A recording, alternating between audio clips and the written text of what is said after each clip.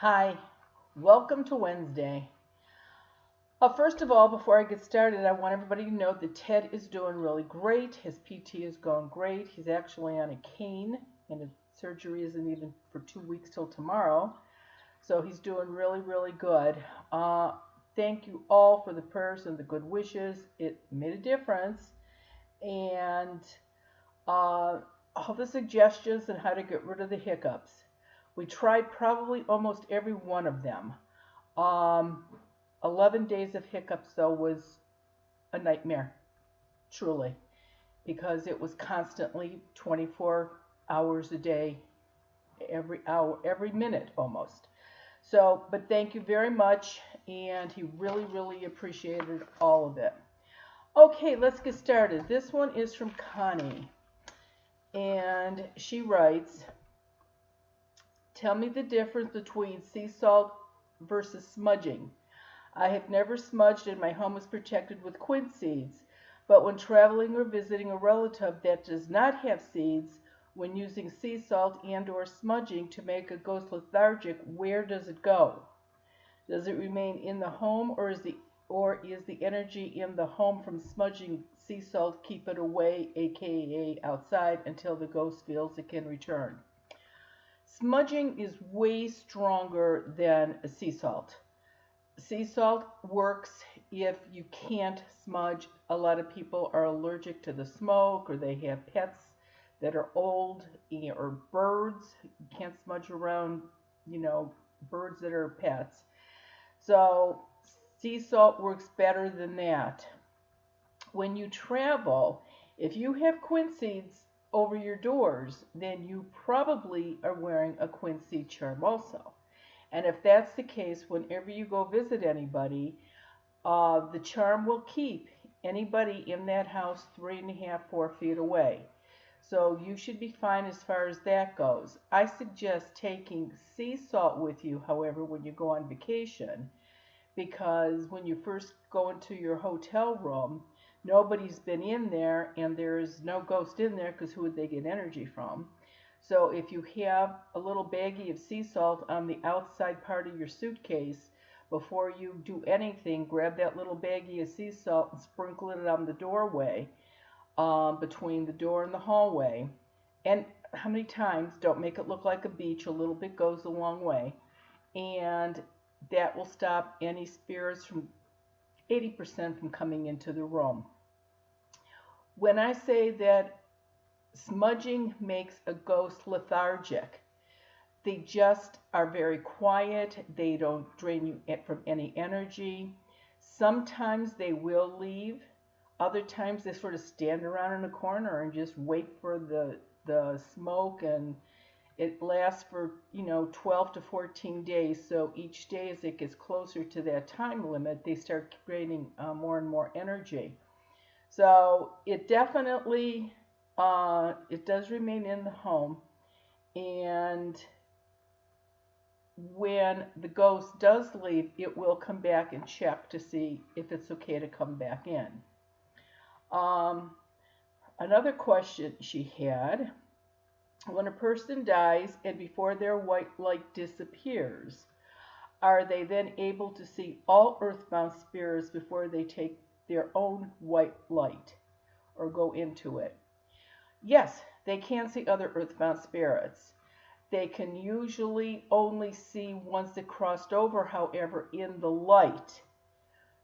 And that white light, again, will stay for about 48 to 72 hours after the final memorial service. So they can go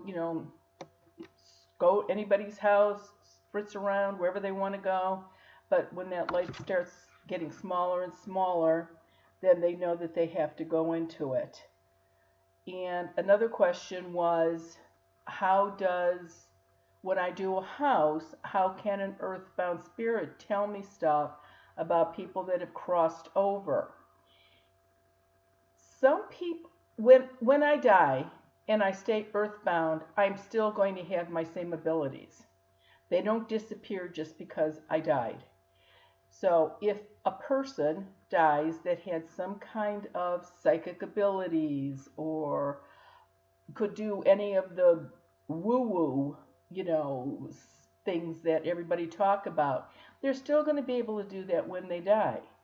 So if I'm in your house and you've got an earthbound spirit, and the earthbound spirit tells me that your grandmother has been visiting and that this is what she had to say, well, then that's how I can tell the homeowner what's going on or who's been around to visit.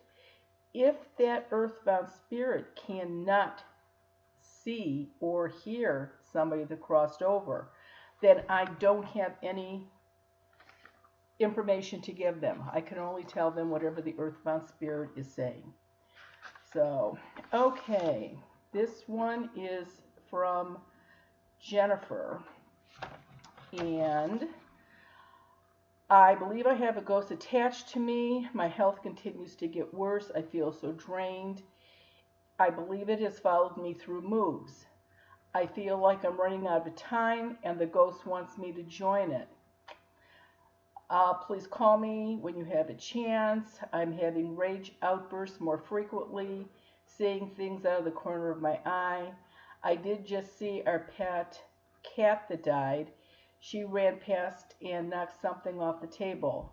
Silly girl, I want her to stay if that's okay. Okay, first part of the question, yes. If you have spirits in your house and earthbound spirits and you move to another house, there's no reason why they can't go with you. If they have got enough energy, if they're getting enough energy from you, why wouldn't they?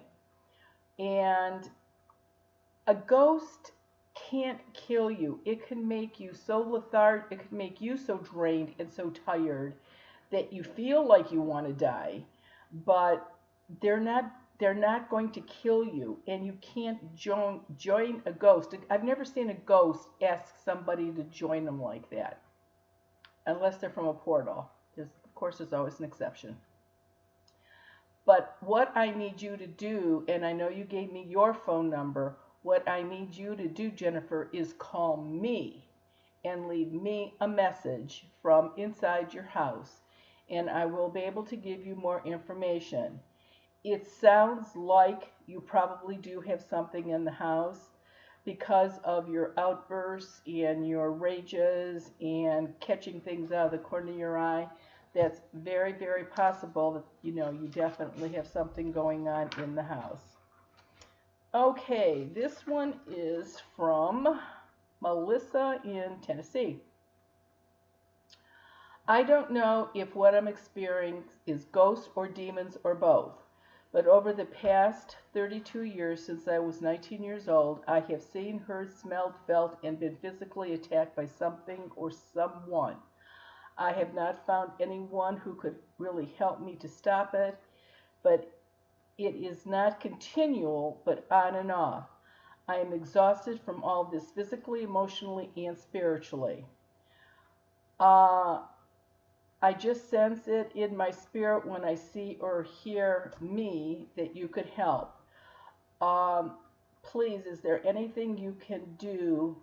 I want it to stop. Also understand why it's been happening to me.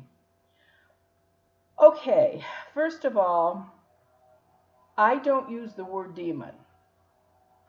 There are people, Hitler was not the devil, he just was a human that did very bad things. Jeffrey Dahmer wasn't a devil, he just did things that were very bad. Yes, I believe if there's a God that there is Satan. I do believe that. Angels and demons, yes. But I have to tell you, in all the years that I have done this, if I have seen maybe 3 spirits that I don't believe were ever from the light to begin with, that's a lot, and I've been doing this so long now. So the demon part, it's just exaggerating in your mind one that's very annoying or maybe a pervert, because it comes on and off. It's not there all the time. I'm going to guess, Melissa, that you have a portal in your house. And I'm only going to be able to tell that from a phone call. So call and leave a message. Say that I read your letter on YouTube so that I can refer back to it. And I will get back to you and I will let you know if it's a portal or what's going on in the house. I can't tell what happened since the time for 32 years ago. All I can do is tell you what's going on now. So give me a call and we'll see exactly what's going on. This one is from Madison in Washington State. Um, we moved here in 2010. There, we bought a house on haunted ground, and my brothers always saw spirits, and myself included, would see a little boy running around and playing. My brothers called him the guy. Now I have a son, and when he was a baby, he was in the hallway playing, and he kept saying that he saw a little boy. The other night he sat up in his bed laughing. I sat up thinking he was dreaming, and I asked him what he was laughing at, and he pointed to my closet. I hear footsteps of running when no one else is home upstairs. Could that spirit stay in contact with us through the years? I also have my grandmother's ashes in my house. Could it be her? No, it wouldn't be. I mean, why would your grandmother run up and down the steps and up and the hallway upstairs? Of course not. Um, is it the same little boy? If it was the same house, like you say that you grew up in when you and your brothers were young, it could have been the boy that was there then. You all grew up. He moved to a house where there were small children again. Because why would he hang out with older kids or teens? They don't. They like kids their own age. So now you're living in this house with your little guy. Maybe he is from the neighborhood and he came back into the house because there's a little one again. That's very, very possible. And again, I would smudge and see if that doesn't persuade him to stop coming in the house. If you're in a neighborhood with a bunch of other houses that have kids in it, it's not like he doesn't have any other place to go. But I would absolutely try smudging and see if that doesn't help.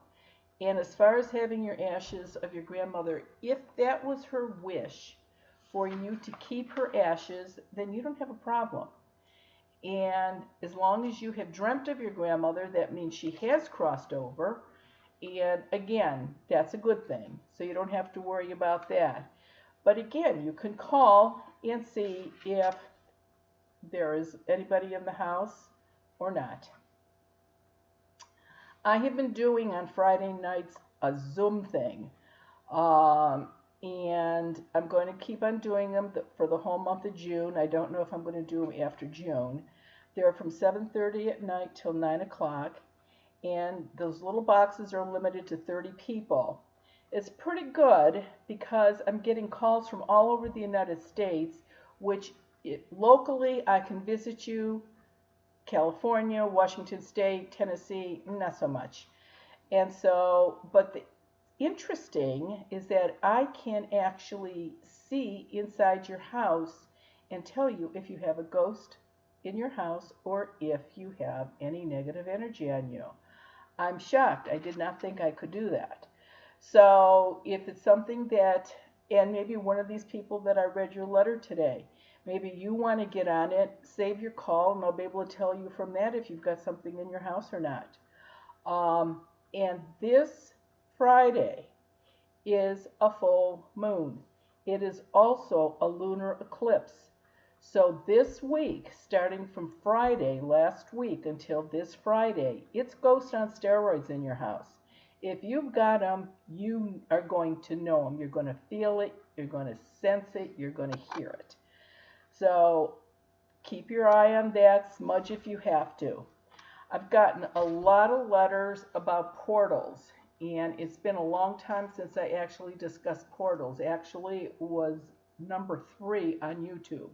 That was way back when we first started this. So next week I will be talking about portals, what to expect, why, how, all of that goes with it. So listen, everybody have a great week, and we'll talk next Wednesday. Thank you.